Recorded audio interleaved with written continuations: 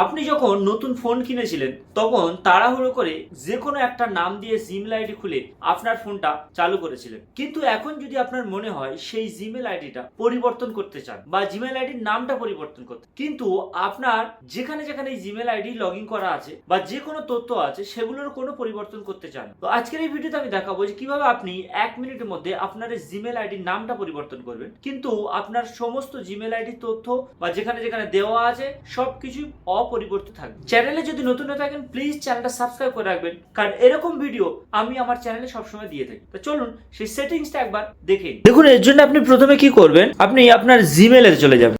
জিমেলে open করার পর এখান থেকে দেখুন এই যে প্রোফাইল আইকন রয়েছে, প্রোফাইল আইকনের উপরে ক্লিক করার পর এখান থেকে দেখুন ম্যানেজ ইওর গুগল অ্যাকাউন্ট এখানে ক্লোজ।